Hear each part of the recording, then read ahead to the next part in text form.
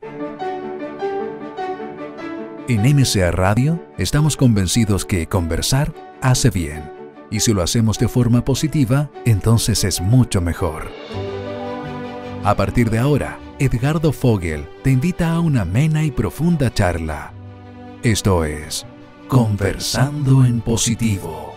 Un momento de luz para compartir experiencias de vida por MCA Radio. Resonando con el alma. Muy buenas tardes, queridas amigas, amigos, Conversando en Positivo. Espero que estén todos excelentemente bien. Un especial saludo también a todos los integrantes de nuestro Club de los Positivos de Facebook, que cada día va creciendo. A los que no se integran aún, los invitamos. Simplemente ingresan a Facebook y buscan el Club de los Positivos y ahí pueden integrarse y van a seguir recibiendo información, noticias de nuestro programa y de nuestro sitio web también, conversandopositivo.cl. Así que bienvenidos a Conversando en Positivo. Y quiero, el día de hoy nuestro programa se llama o se denomina Psicología Integrativa. Tenemos un gran invitado, quien es médico psiquiatra con formación de posgrado en psiquiatría en la Universidad de Chile y como psicoterapeuta en la Universidad de Chile y también de la Universidad Católica. Es director y creador de la Escuela de Psicología de la Universidad del Pacífico.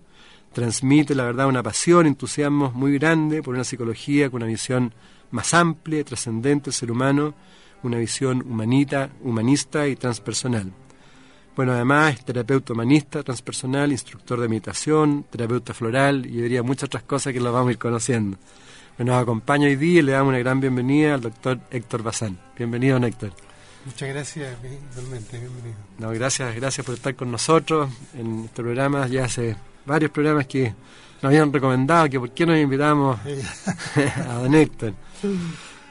Quizás podríamos partir un poco cuál es el sentido de haber creado esta carrera de psicología en la Universidad del Pacífico, con una visión humanista transpersonal que es algo distinto, es nuevo, donde integra, el conocimiento de la psicología transpersonal, la visión espiritual del hombre con diversas disciplinas. ¿Nos podría explicar un poquito? Partamos con eso. Cómo no.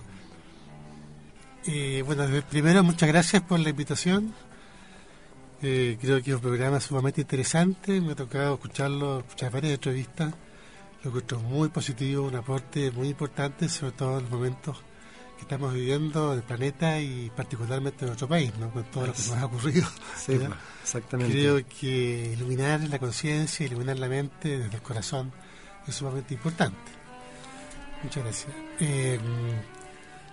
El sentido de una escuela de esta naturaleza surge desde ciertas convicciones íntimas, ¿ya?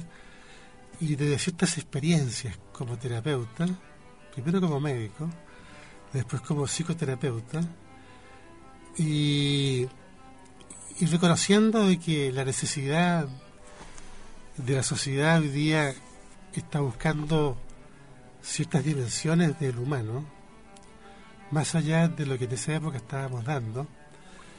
Desde luego que me tocó a mí primero transformar mi propio quehacer profesional. Claro, ese fue el gran primer quiebre, ¿no? Claro, así fue el primer salto que nos dimos, ¿ya?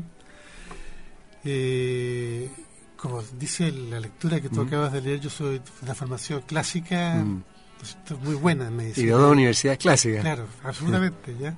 Yo fui docente de las dos escuelas, de la Chile y de la Católica, además, ¿ya? De manera que tengo una formación bastante rigurosa en el sentido y el pensamiento médico del cual nos orgullecemos en Chile. Hasta el día de hoy la medicina es un muy buen aporte a la sociedad.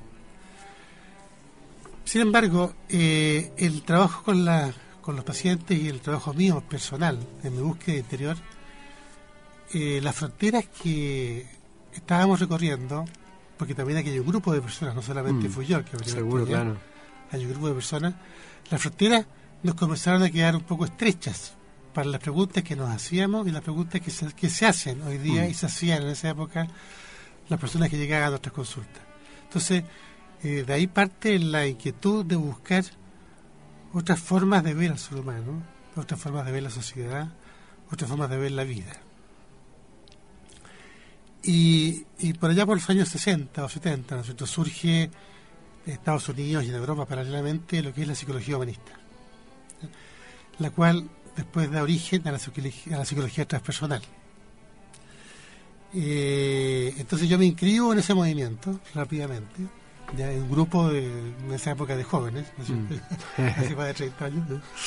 Tiempo de los hippies más o menos. Claro, exactamente, la época de la revolución de las flores, ¿no? Entonces hay una coherencia y, ¿no es cierto?, colectiva digamos, del movimiento de conciencia.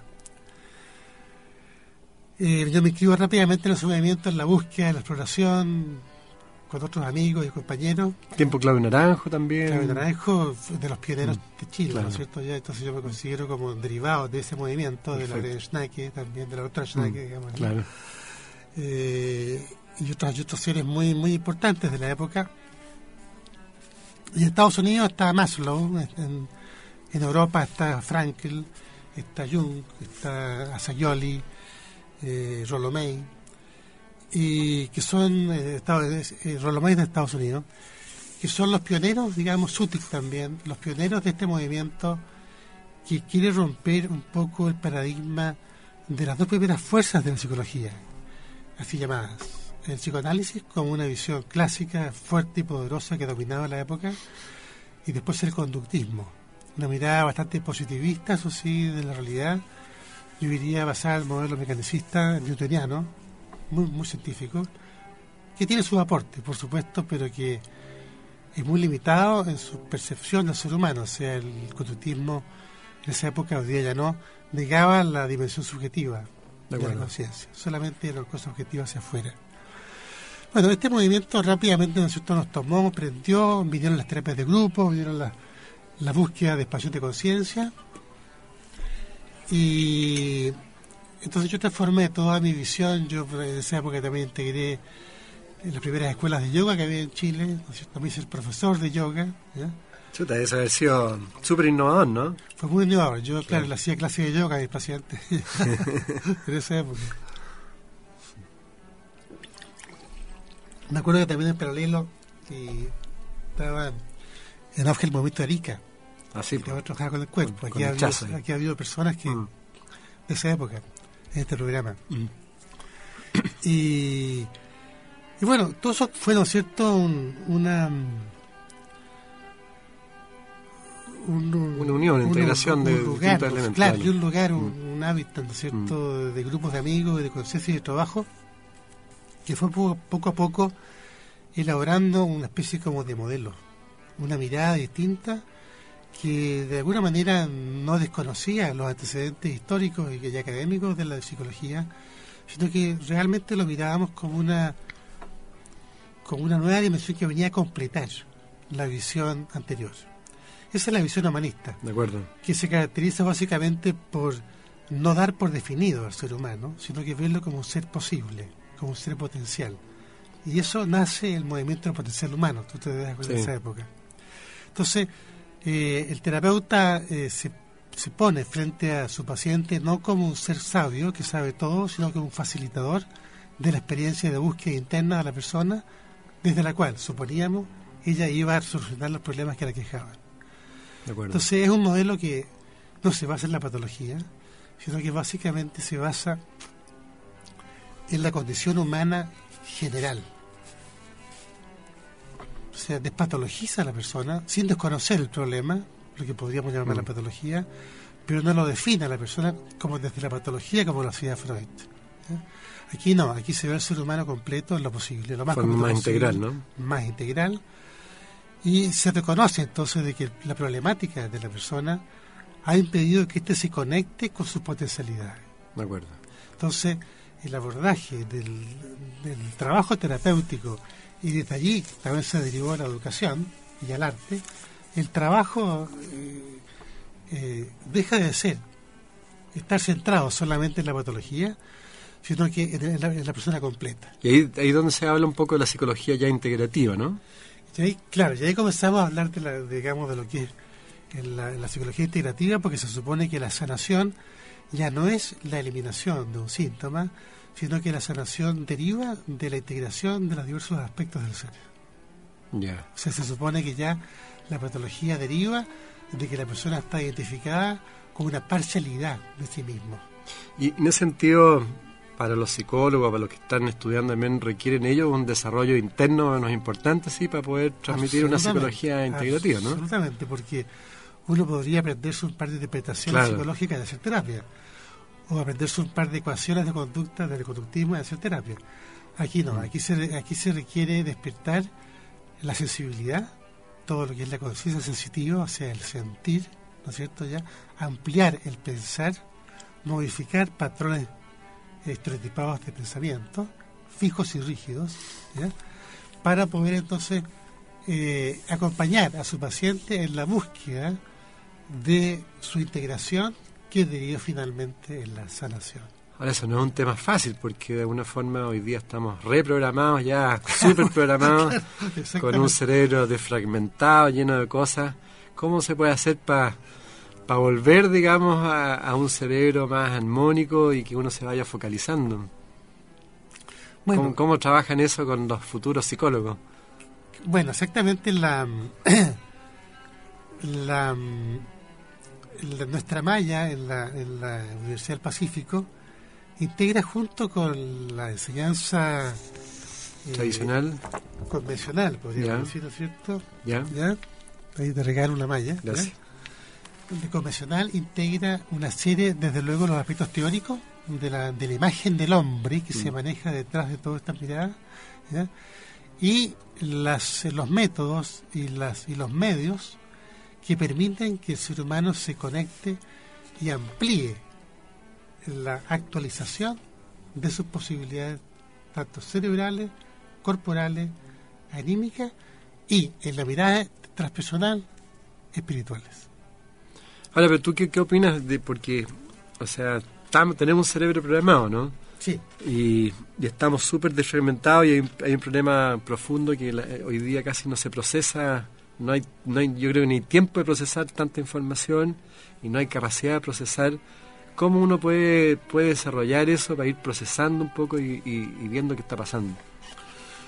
Bueno, ahí tú me estás planteando más bien, ¿no es cierto?, una problemática del ser humano fuera de la consulta. Sí, fuera de la consulta, ya a un nivel más global. ¿Sabes? Claro, que un problema grave hoy día, hay un exceso de información, tenemos internet que tiene toda la información que quiera, tenemos nuestro cerebro invadido permanentemente, y eso hace que no tengamos capacidad de procesar, porque además no tenemos ni tiempo y además tenemos el cerebro invadido de tanta cosa. Que eso yo creo que inhibe el poder profundizar también y el poder contactarse, ¿no? Bueno, evidentemente, digamos, y esto viene de Oriente, ¿no es cierto? Ya en la mente, primero para poder responder a la pregunta posterior, primero la mente, ¿no es cierto?, es con todo lo maravillosa que es la mente, ya, porque es un órgano extraordinario. Nosotros, la tecnología, ¿no es cierto?, todo lo que estamos viviendo, esta misma transmisión, no sería imposible sin el modelo científico, que es hijo de la mente, ¿no es cierto? ¿No? Claro. Sin embargo, la mente, justo con ser un órgano de percepción y de elaboración y de creación de conocimiento, es también un obstáculo para conectarse con las dimensiones más profundas del ser, justamente, que habitualmente son transmentales o transracionales, o por lo menos arracionales, ¿ya? Porque puede también ser del mismo nivel, pero a nivel sensitivo o anímico. Entonces, tiene que tu pregunta no es fácil de contestar, porque... No, yo sé, es un problema más grave que tenemos hoy día como sociedad, ¿no? Exactamente, yo creo que es un fenómeno cultural. Claro, porque sucede en los colegios, los niños también, que ya no procesan nada. En general no procesamos nada. Yo diría que la única forma, ¿no es cierto?, de poder contrarrestar o equilibrar la acción de la mente es el trabajo corporal, el trabajo espiritual. No hay otra posibilidad de atravesar o sustraerse un poco, ¿no es cierto?, del impacto tremendo que tiene la mente en la conciencia. Vamos a volver después al tema del trabajo espiritual, quizás volviendo a la escuela. El aporte entonces de los psicólogos actuales que tú estás egresando, digamos, claro, al formarse en psicología integrativa, se supone que va a ir en mejoría del ser humano, de alguna otra forma, ¿no? Claro, la idea, ¿no es cierto?, es formar, ¿cierto?, personas que van a ser terapeutas, ¿ya?, en las dos líneas en las cuales el ser conoce, la línea racional y la línea sensitiva e intuitiva. De acuerdo. Son las dos líneas de conocer, digamos, esa es la epistemología integrativa o integral, ¿ya? De acuerdo. Entonces, los alumnos tienen una formación clásica que apunta evidentemente a la mente, ¿ya? Pero al mismo tiempo tiene una formación en paralelo y complementaria que apunta a despertar la sensibilidad, a trabajar con el cuerpo, a despertar su identidad más profunda, con lo cual nos acercamos a la espiritualidad. Entonces, hay todo un diseño de técnicas, por así llamarlo, o medios de transformación psicoespiritual que van acompañando al estudiante a través del currículum de primero a quinto año, de forma paralela en su formación convencional. Entonces ellos van, y hay también, por supuesto, momentos de integración, digamos, cátedras de síntesis, ¿ya? En la cual el estudiante es guiado por su profesor y sus ayudantes para integrar las dos dimensiones de conocimiento. De esa forma, el alumno se prepara para llegar a las especialidades. La especialidad clínica, la especialidad laboral y la educacional. Entonces, ¿cuál es el aporte, ¿no es cierto?, de la imagen del hombre que sustenta nuestra mirada? Es que el hombre, el ser humano, tiene una riqueza profunda que no ha sido explorada especialmente en nuestra cultura, claro. ¿No es cierto? ¿Ya? Sin embargo, por consiguiente, es una persona que tiene la posibilidad de despertar en sí la sabiduría, el conocimiento, inherente al mismo. Segundo, es un ser que por esa posibilidad está hecho para evolucionar. Es decir, la potencialidad, eso sabido, ¿no es cierto?, es muy poca la que sucede hoy día. La posibilidad potencial es enorme. Entonces, es un ser en evolución. Entonces, el futuro psicólogo se pone frente a su estudiante, o en el ámbito laboral, o en clínica, frente a un ser que es un ser con todas las posibilidades inherentes. Es un ser posible. Es un ser espiritual. Por consiguiente, es un ser que está buscando la evolución. Entonces, en clínica, la patología o el dolor o el sufrimiento se ve como la puerta hacia la evolución. Claro, porque cambia el concepto de enfermedad, también todo. Cambia radicalmente, ¿no es cierto?, completamente todo lo que es la... Es un tremendo desafío, porque en el fondo el desarrollo de esta escuela que tú partiste, porque de alguna forma una mezcla entre lo que es las escuelas iniciáticas, de alguna forma, con una escuela más tradicional. De alguna manera, claro. Integrando. Así es. Don Héctor, bueno, hay muchas cosas que yo quiero preguntarle, por eso vamos a tener que... Usted es experto en todo el tema también de lo que es el misticismo oriental, las sabidurías orientales. ¿Cuáles son los aportes de la sabiduría, el misticismo oriental a la sabiduría occidental? Si de alguna forma se complementan, se excluyen. No. Digamos que hay, para que los auditores entiendan, digamos, podemos hablar del hinduismo, el budismo, claro, el zen, el taoísmo, ¿no es cierto? El sufi. El sufi, budista tibetana, claro, etcétera. ¿Cuál es la integración? Ya, yo quisiera aclarar primero que experto me queda grande la palabra. Yo soy un buscador, ¿ya? Usted es un buscador, sí. Un buscador, sí. La verdad, experto en misticismo me queda un poquito grande, yo creo. Pero te agradezco en todo caso. Pero maneja mucha información, sí, y yo sé que de alguna forma la ha trabajado también en usted mismo. Así es. Desde muy joven, sí, desde los 14 años. Claro. Partí trabajando. O sea, es un buscador, sí, práctico. Sí, claro. Que ahí es lo que vale, ¿no? Así es la cosa. A ver, yo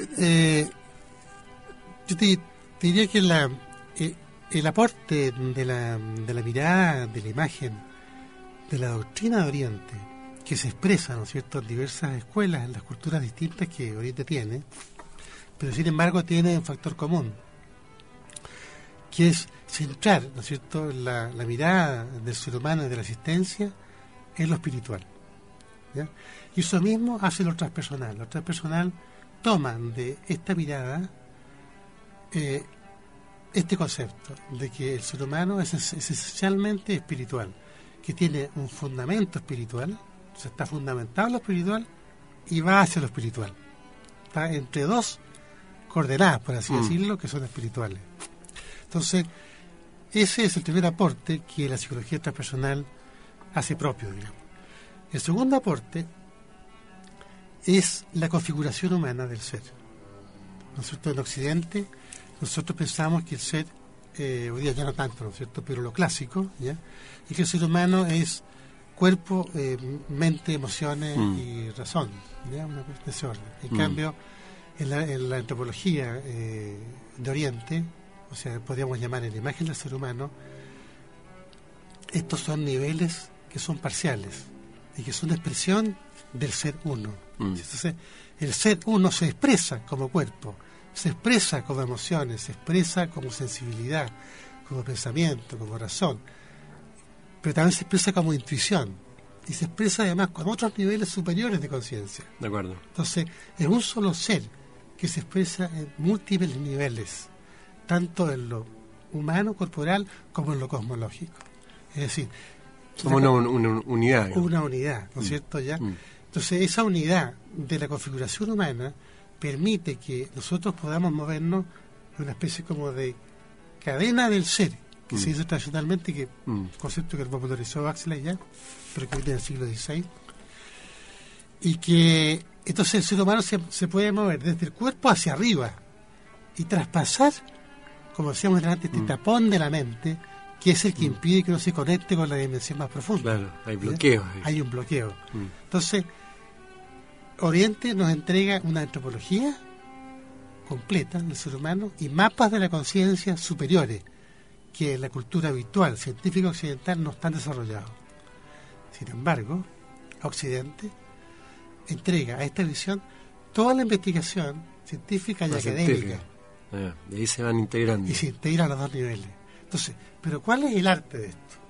El arte de esto es ver la investigación occidental, pero leerla desde lo espiritual.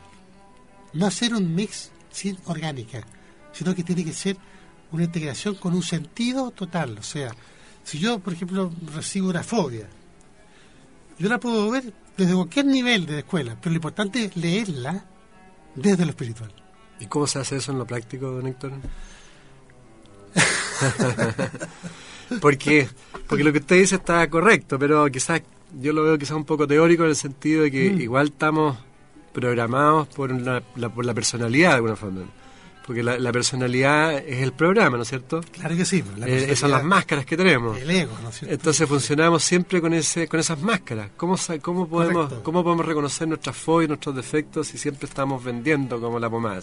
Exactamente. Bueno, es que dentro de la configuración humana de Oriente hay un concepto que es clave y que se ha puesto de moda hoy día, ¿no es cierto? Que es el ego, el famoso ego. Que es la personalidad, ¿no? La personalidad, ¿ya? Entonces, si uno estudia el ego desde el punto de vista occidental, pero con una comprensión oriental, nos vamos a dar cuenta, claro, se fija, de que los comportamientos tienen una lectura que se puede traducir desde la mirada superior. Entonces uno puede decir, a ver, este comportamiento, por ejemplo, está buscando refuerzo del ego, porque no tiene conciencia de lo que es él en esencia. Por eso busca afuera, por eso se enoja, claro, por eso se irrita, claro, ¿cierto? ¿Ya? Entonces tenemos que buscar una manera tal de que ese comportamiento sea ese comportamiento que podemos llamar anómalo, hablamos de patología, o que genera sufrimiento, claro, o defectuoso, claro, problemático, claro. ¿Ya? Ese comportamiento en realidad es un proceso que está realizado por la persona porque reemplaza la verdadera búsqueda del ser esencial. Esa es la lectura. Claro, pero por ejemplo, los auditores que pueden estar escuchando ahora, ¿cómo pueden partir de alguna otra forma con ese trabajo de reconocimiento, de autoconocimiento y de empezar a desbloquearse y salirse de la personalidad o del ego? Bueno, en eso los orientales son maestros, ¿no es cierto? Llevan siglos de... ¿Cómo uno comprende en el fondo que somos más que el cuerpo, más que la personalidad? Y más que que somos una unidad, sí. Claro. Bueno, eso no es fácil de comprender, por eso se requiere guía, ¿no es cierto? En Oriente está la tradición del maestro. El maestro, claro. ¿Ya? Aquí en Occidente nos gusta mucho que nos dirija, entonces nos vemos maestros, ¿ya?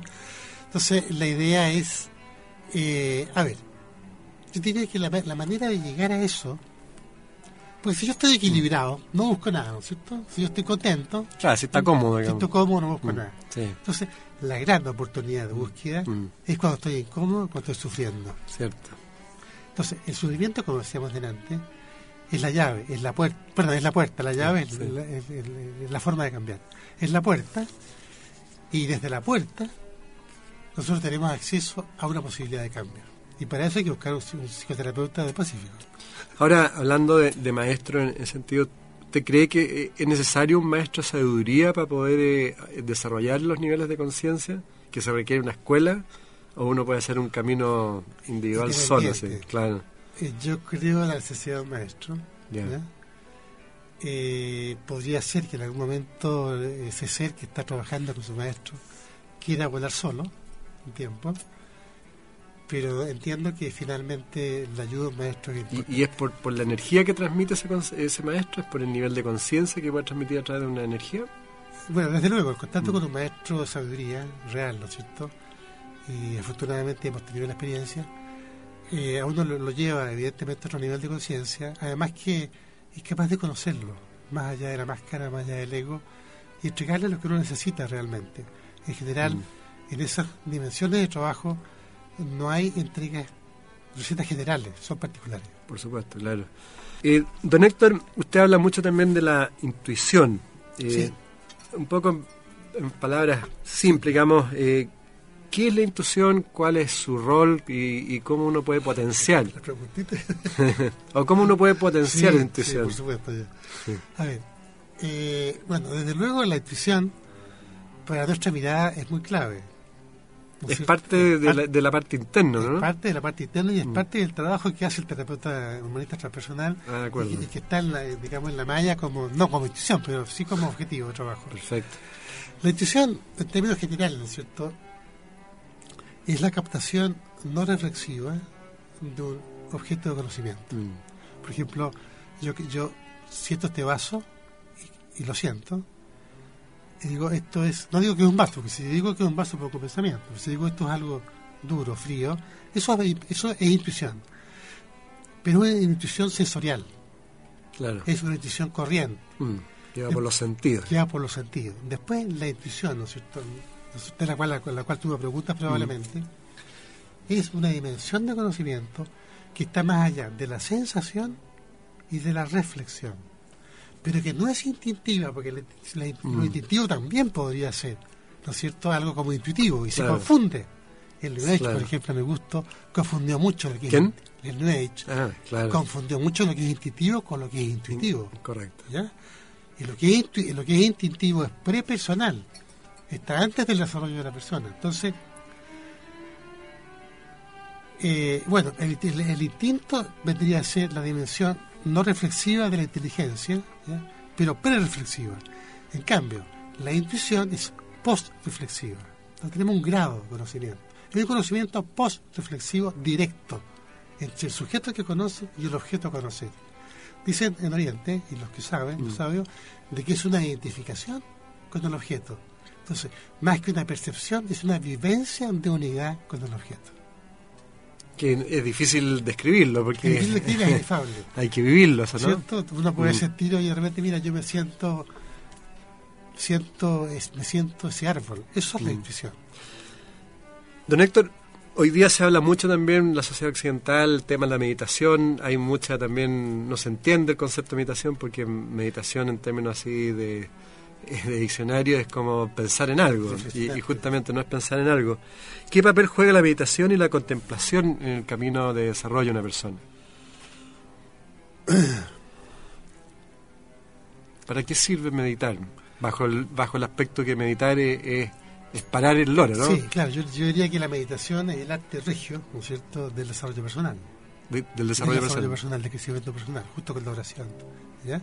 Dicen los místicos medievales que en la oración, ¿no es cierto?, el hombre le habla a Dios, y en la meditación Dios le habla al hombre.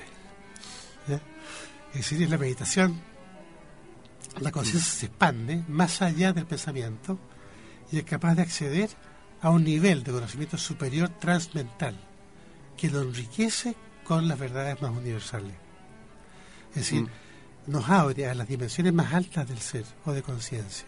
Entonces, la meditación es un estado, no es un proceso. De acuerdo. ¿No es cierto? Es un estado. Nosotros hablamos, vamos a meditar. Pero bueno, eso es así hoy día. Claro. Pero en estricto rigor, la meditación es un estado en que, dice el yoga, ¿no es cierto?, los pensamientos cesan, y al cesar los pensamientos, como que se abre el velo de Isis, y se descorre este velo y aparece el misterio. Pero eso ya diría que es un meditador ya avanzado. Claro. Pero en lo más simple es como algunos hablan de dejar que los pensamientos fluyan nomás y no engancharse a ellos, y para poder conectarse con una parte más interna, ¿no? Bueno, yo diría que ese es el método. Ya. ¿No es cierto? La forma como podría yo llegar a ese estado es sencillamente sentir, por ejemplo, sentir el flujo del flujo de la respiración. Eso te pregunto, claro. ¿No es cierto? Si yo me conecto con la sensación del flujo respiratorio, automáticamente me desidentifico de los pensamientos. Entonces, cuando me voy de los pensamientos, me doy cuenta que me volé y vuelvo. Entonces, ese movimiento es precisamente separar la conciencia del pensamiento, que es lo habitual que estamos haciendo, Claro, de forma lógica. Estamos enganchados a los pensamientos. Pensando. Eso significa entonces que la respiración de alguna forma nos conecta a un estado de mayor armonía, si es que nosotros lo sabemos manejar y tenemos conciencia de esta respiración, ¿no? La respiración es clave. La respiración es clave en todos los niveles de conciencia, en el nivel biológico, vital, en el nivel anímico, pránico, y en el nivel espiritual. Evidentemente que los planos más profundos de la respiración nos conecta directamente con la fuente. Entonces, como trabajo para el auditorio, para nosotros mismos, estar siempre conscientes de nuestra respiración, ¿no? Y a mediodía respirar 10 minutos tranquilo, en la mañana levantarse, abrir la ventana y respirar 10 profundas respiraciones, y se va toda la noche en la exhalación, ¿no? Ahora, bueno, usted trabaja también con las flores de Bach, ¿no? Es una pasión. Es una pasión, sí. De hecho, Bach era un maestro, ¿no? Era un maestro. Era un maestro. Yo lo considero un maestro, sí. ¿Cuáles son los beneficios terapéuticos de las flores de Bach? ¿Cómo se desarrolla la energía también de la flor? ¿Que se integra en el cuerpo? A ver, ahí... Yo sé que es mucho más largo, por Claro, eso es difícil poder hablar de tanta cosa en poco tiempo. Claro. Pero se puede hacer una síntesis. Sí, una síntesis, claro. El principio de acción de las flores deriva de esta igualdad que teníamos delante entre el universo, la naturaleza y el ser humano. Es decir, en las flores y en la naturaleza está todo lo que está dentro, lo que es dentro y afuera, como si fuera hermético. Claro, ¿no? exactamente. Entonces, en la flor, en la naturaleza está el alma de la naturaleza. En el hombre está el alma del hombre. ¿Ya? Entonces, en el alma del hombre, en la parte más alta del hombre, están lo que se llaman los arquetipos, ¿ya? Que son las primeras formas, que son las responsables de que cada cosa exista. Si un ser humano, ¿no es cierto?, no desarrolló algo biográficamente, es porque el arquetipo de esa cualidad o de ese comportamiento no se actualizó. Y eso produce la enfermedad. Entonces, en las flores, tal como en el hombre, están estas formas primeras o arquetipos. Entonces, cuando uno toma la flor, toma el arquetipo. Y el arquetipo, por simpatía vibratoria, energética, despierta el propio arquetipo personal de aquello que me falta. Lo actualiza y entonces la esencia de la flor actualiza mi propia esencia. Y hay distintas flores que uno sabe que generan cierta consecuencia, cierto efecto. Exactamente, o sea, cuando uno hace el diagnóstico por el defecto, ¿no es cierto?, por lo que falta, que es el síntoma, y en eso Bach fue un clínico extraordinario, ¿ya? Hace descripciones increíbles que son hoy día muy válidas. Entonces toma el síntoma y ve la flor. Entonces la flor le va a aportar a uno lo que a este ser le falta, y el síntoma se va. ¿Y funciona bien? Extraordinario. ¿Sí? Yo le digo al paciente, lo digo públicamente hoy día, yo sin flores no haría psicoterapia hoy día. Mira, es extraordinario. Es recomendable también. Es recomendable. Por supuesto que hay diversos niveles de las flores. Está el puro nivel sintomático como médico, digamos ya, pero hay otras flores que trabajan modificando la estructura de personalidad. Extraordinario, ¿eh? Extraordinario. Pues recordemos que estamos aquí con el doctor Héctor Bazán, que además es director de la Escuela de Psicología de la Universidad del Pacífico, creador también de la escuela. Don Héctor, bueno, para terminar con el tema de la naturaleza, ¿Usted vio la película Avatar? ¿No la ha visto? No tenía oportunidad de verla. No. Bueno, para los que la han visto, pero mi pregunta es, claramente hay una relación directa entre nosotros y la naturaleza, ¿no es cierto? O sea, con lo mismo que está planteando. Absolutamente, nosotros Porque somos naturaleza. Somos naturaleza. Somos ¿no? naturaleza. Y yo te digo una cosa muy linda. Dice que nosotros somos naturaleza y que la naturaleza toma conciencia de sí misma en el ser humano. La naturaleza se sabe a sí misma en el ser humano. En el ser humano. En el ser humano. Pero ahí donde falta que el ser humano tome conciencia de que somos parte de la naturaleza y no verla en forma separada, ¿no?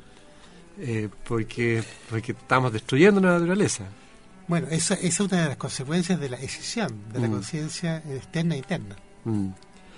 Ahora, hablando de conciencia, también es un tema, podemos hablar largo, pero para usted, porque el concepto de conciencia está... Le gustan mucho los temas. Sí, porque el concepto de conciencia está súper manoseado también. Tal como el concepto de física cuántica, pero ¿qué es la conciencia? Ahora, yo sé que hay distintos niveles de conciencia, ¿no? ¿Cuál? Porque se supone que uno está aquí en la Tierra de alguna forma para desarrollar la conciencia, ¿no? Claro. Es que hay una definición etimológica que es muy simple, pero que uno podría llevarla analógicamente a los diversos niveles. Conciencia, cierto conocimiento de sí mismo, ¿ya? Ciencia de sí mismo. ¿ya? De acuerdo. Entonces, si uno comienza a aplicar, ¿no es cierto?, el proceso de conocerse a sí mismo corresponde a la autoconciencia, al darse cuenta, al descubrirse. Esa es una acepción de la conciencia, que es muy de nuestro modelo, ¿no es cierto?, occidental. Sin embargo, en Oriente, la conciencia es todo. Es el fundamento de todo. O sea, todo es conciencia y energía. Conciencia viene a ser, entonces, la realidad de conocimiento puro, que es la realidad. Eso es la conciencia. Entonces, en la medida que vamos abriéndonos a esa realidad, aumentamos la conciencia. ¿Y qué es lo que es aumentar la conciencia? Es aumentar conocimiento. Es un conocimiento vivo, digamos. Vivo, absolutamente experiencial. Claro. Absolutamente experiencial. O sea, en ese sentido uno tiene que también salirse de los paradigmas y nuevamente volvemos al tema de la información que está en la cabeza para poder expandirse, ¿no? Y tener más conciencia. Bueno, por eso es que el proceso de expansión de conciencia generalmente va generando crisis. Porque uno se identifica con creencias por las cuales tiene que dejar para acceder a otras. Por supuesto, claro. En ese sentido, hablando de expansión de conciencia, que me acordé que tenía una pregunta, entre otras, de una auditora, que en el fondo ella planteaba que tiene una hija que estudia psicología en la Universidad de Diego Portales, que estudió y se recibió el año pasado en psicología transpersonal. Y dada los intereses que esta área... Es un posgrado. ¿A un posgrado? Sí. Bueno, y dice que partió a Perú con otros colegas que también transpersonales a estudiar sobre las propiedades de las plantas medicinales. Las líneas chamánicas. Claro, entonces estuvo con un chamán muy conocido y que la hizo incursionar en el ayahuasca, que en Chile está prohibido su uso por considerarse alucinógeno, una droga. Entonces ella dice que su hija le ha contado que está en estos rituales donde efectivamente consumen la planta y ella está preocupada porque ha conversado con distintos psicólogos, psiquiatras en Chile y según ella que lo más suave que me han recomendado es que mi hija se vuelva pronto, ya que si no después será demasiado tarde, porque estas plantas producen adicción y porque siente daños severos y que ha buscado en internet y está complicado. Entonces ella pregunta, ¿cuándo una planta pasa de ser medicinal a ser un alucinógeno? Por ejemplo, ¿cuán cierto e irreemplazables son las terapias con ayahuasca o con otro tipo de drogas también? Y si los poderes de estas plantas son tan sanadores, ¿por qué prohibirlos en Chile? Sí, porque tenía que tener ministerio para responder eso. Claro, es complejo, ¿no? Sí, es complejo. A ver, yo me voy a referir más bien, ¿no es cierto? No creo que pueda responder todas las preguntas por problemas de tiempo también. A ver, no podemos hablar en general de este tipo de hierbas y cosas. Depende un poco de las personas, los niveles de madurez también, ¿no? Ahora, yo creo que... Perdón, ¿Sí, no? Ricardo. No. ¿Sí? Ya. En lo personal, yo soy bastante cuidadoso de este tipo de procedimientos. Si bien en sí mismo, en términos absolutos, lo encuentro legítimo. O sea, creo que la ayahuasca es una planta sagrada, es un deva, ¿no es cierto? Ya es una especie de diosa de la naturaleza, que es una conciencia. Mire, ya. ¿no es cierto? ¿Ya? Entonces le merecemos todo nuestro respeto, ¿ya? Y sin embargo, su uso es tan potente y tan poderoso que tiene que ser manejado por un experto.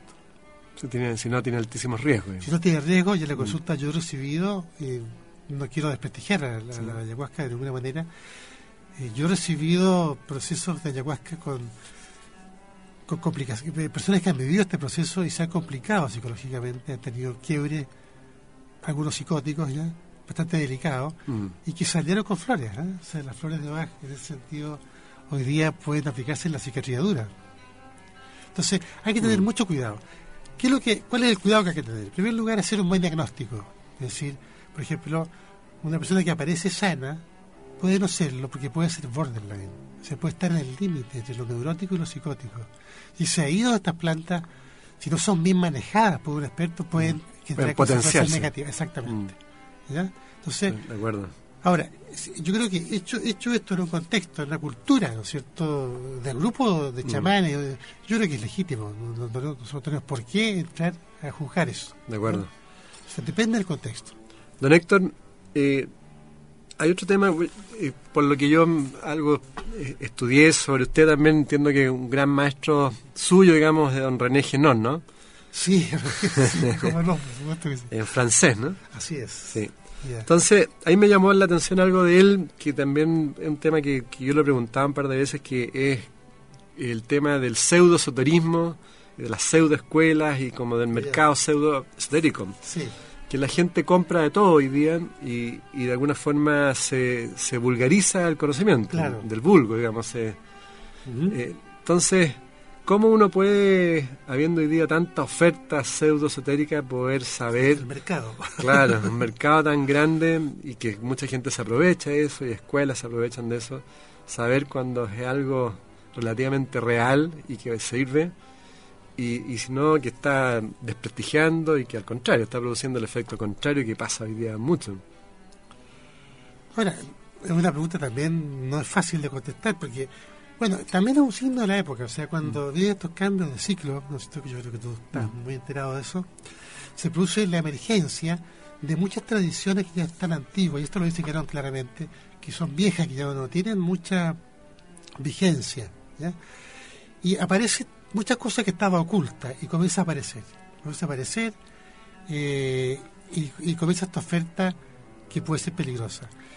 Yo diría que la actitud o la percepción para poder reconocer esto es cualquier oferta que ofrezca un viaje rápido de conciencia, hay que dejarla de lado. Eso, sí, toda la razón. O sea, mucho ojo con las cosas muy rápidas, muy ¿no? Rápidas, aquí no hay nada rápido. Sí, y que no tengan trabajo también. Sí, porque en ese sentido iré a preguntar a usted, porque nos quedan 4 minutos, ¿cómo ha sido su trabajo espiritual? Claro, cómo ha sido su camino. Me imagino que todos los caminos son dificultosos, requieren trabajo fuerte, ¿no? Claro, claro que sí. Bueno, la verdad es que mi camino comenzó bastante por la dimensión más religiosa, ¿ya? Yo tenía una gran, digamos, búsqueda en lo religioso. En esa época no estaban todavía las tradiciones, claro, de ese orden todavía, ¿ya? Hay una gran tendencia mística, una gran tendencia a estudiar y a buscar y a vivir interiormente lo que era la dimensión religiosa. Posteriormente vino la crisis, por supuesto, ¿no es cierto?, en la universidad, la física racionalista, no creíamos en nada, ya rompíamos todas las cosas. Pero después vino la crisis de la crisis, digamos. ¿No es cierto?, la crisis de la razón, o sea, el límite de la razón. Y ahí mi camino comenzó en el yoga. Yo fui practicante de yoga por muchos años, fui instructor de yoga más de 20 años, ahora soy instructor de meditación, de Kriya Yoga, y entonces conocí varios maestros, desde luego, que me fueron guiando, profesores de Chile, profesor de yoga, después tuve la suerte de ser iniciado por un maestro tántrico, un hindú, después por una maestra Vedanta, que es otra mirada de la India, ¿ya?, de la cual Merlo se extendió bastante el otro día, ¿ya? Sí. En este mismo, muy bueno, ¿verdad? Muy bueno, excelente, sí. Merlo, ¿ya? Sí. Y bueno, pero lo que ocurrió entre medio fue una enfermedad muy larga, que fue como mi gran maestra, digamos, ¿ya? Una enfermedad larga. Una enfermedad muy larga, que fue, por supuesto, una dimensión inesperada de mi acontecer, de mi devenir, pero que fue acompañada por estas disciplinas tradicionales que me fueron dando, digamos, el consuelo y la salida y la mirada distinta, como resignificar, como se dice hoy día ya, de inspirar una experiencia de sufrimiento y dolor. Bueno, yo creo que vamos a tener que hacer otro programa porque nos vamos a quedar súper cortos. Y feliz. ¿cuál sería un mensaje? Temprano, ¿Cuál sería el mensaje que se le puede dar a los jóvenes quizás y también a toda nuestra comunidad positiva? Desde luego que sigan en esta comunidad, que lo encuentro maravilloso que haya ocurrido en torno a estos mensajes, que sigan trabajando y que nunca dejen de buscar. Creo que la búsqueda termina en la última inspiración, digamos, o exhalación del ser humano. ¿Y cuál sería, en definitiva, entonces el sentido de la existencia, según Bach, según todos los maestros? Bach lo dice de una manera muy simple. Dice que la existencia de cada vida es un día de colegio, de la cual uno viene a aprender, el alma viene a aprender. ¿Y qué es lo que viene a aprender? Viene a aprender a descubrir la verdad inherente que todos llevamos en lo profundo del ser. Entonces el objetivo existencial es recorrer el camino del mundo del ego, de la periferia existencial, al mundo del alma, hacia el centro existencial, que es la esencia. Entonces, es la búsqueda permanente de la verdad. Todos estamos buscando la verdad sin darnos cuenta. Claro, de forma inconsciente. Claro, entonces, descubrir que eso es así y hacerlo conscientemente. Bueno, ya saben todas las amigas, amigos auditores, este mensaje positivo de don Héctor, a vivir, ¿no es cierto?, la vida y agradecerla también. Así es. Muchas gracias, don Héctor. Yo creo que nos vamos a ver en otro programa de todas maneras. Felicitaciones por esta obra que usted está realizando. Y muchas gracias a todas las amigas, amigos auditores. Y hasta el próximo programa. Y no se olviden, el día domingo van a escucharlo también. Muchas gracias. En MCA Radio estamos convencidos que conversar hace bien. Y si lo hacemos de forma positiva, entonces es mucho mejor. Edgardo Fogel te acompañó en una amena y profunda charla. Esto fue Conversando en Positivo. Un momento de luz para compartir experiencias de vida por MCA Radio, resonando con el alma.